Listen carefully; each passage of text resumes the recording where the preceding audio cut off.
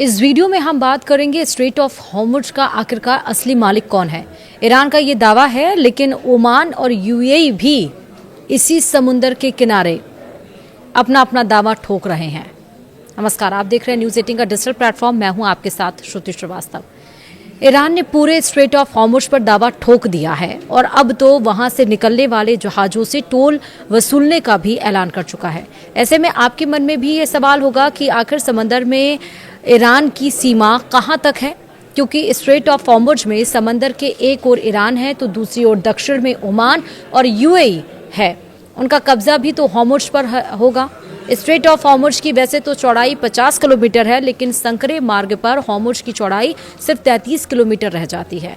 उसमें भी जिस जगह से टैंकर गुजरते हैं उसकी चौड़ाई सिर्फ 15 किलोमीटर है, क्योंकि टैंकर गुजरने के लिए गहराई चाहिए और वह पूरे हॉर्मुज में नहीं मिलती। वहीं यूएन इंटरनेशनल लॉ कहता है कि कोई भी देश अपनी तट रेखा से 12 समुद्री मील यानी कि 13.8 मील तक समंदर पर कंट्रोल रख सकता है। इसी आधार पर ईरान कहता है कि वह खाड़ी का सबसे बड़ा देश है और इसे रास्ते पर उसका कंट्रोल रहेगा। हॉर्मुज के मुहाने पर ओमान का एक छोटा सा हिस्सा स्थित है, जिसे मुसंदम प्रायद्वीप कहा जाता है। यह ओमान की मुख्य भूमि से कटा हुआ है, लेकिन सामरिक रूप से सबसे महत्वपूर्ण है। ओमान का अपने मुसंदम तट से 12 समुद्री मील यानी कि करीब 22 किलोमीटर तक का पूरा अधिकार है। दिलचस्प बात तो यह है कि हॉर्मुज से गुजरने वाले बड़े जहाज़ों और तेल टैंकरों के लिए जो सबसे गहरा और सुरक्षित रास्ता है, वह ओमान के क्षेत्रीय जल के भीतर आता है। ईरान भले ही उत्तर में है, लेकिन कानूनी तौर पर अंतर्राष्ट्रीय जहाज ओमान के पानी से होकर गुजरते हैं। ओमान ने सुरक्षा और ट्रैफिक कंट्रोल के लिए ईरान के साथ समझौते किए हुए हैं।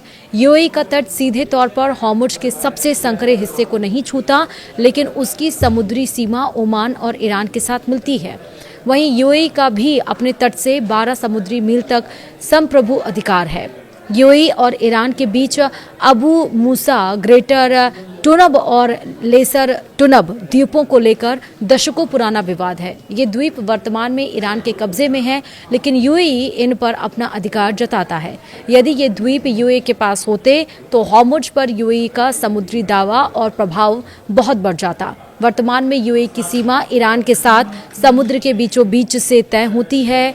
चूंकि ईरान और ओमान के बीच की कुल दूरी कई जगहों पर 24 समुद्री मील यानी कि 12 + 12 से कम है, लेकिन इसलिए यहाँ मीडियन लाइन का सिद्धांत लागू होता है। इसका मतलब है कि समंदर के बीचों बीच एक रेखा खींच दी गई है और इसके उत्तर का हिस्सा ईरान का है और दक्षिण का हिस्सा ओमान का है। दोनों देश अपने अपने हिस्से में संसाधनों का दोहन कर सकते हैं, लेकिन वे अंतर्राष्ट्रीय जहाज़ों को गुजरने से नहीं रोक सकते, क्योंकि यह एक इंटरनेशनल स्ट्रेट है। सीधे तौर पर देखें तो स्ट्रेट ऑफ हॉर्मुज पर ईरान का पूरा अधिकार तो कतई नहीं है। इस रास्ते पर जितना ईरान का हक है, उतना ही यूएई, बहरीन, ओमान का भी है। इसलिए एक मीडियन लाइन खींची गई है और उसी के आधार पर अब तक कंट्रोल था, लेकिन अब ईरान पूरे इलाके पर कब्जा जता रहा है। असली लड़ाई यहीं फंसी हुई है। तो आप समझ में आया कि आखिरकार स्ट्रेट ऑफ हॉर्मुज का मालिक कौन है। इस वीडियो में इतना ही। नमस्कार।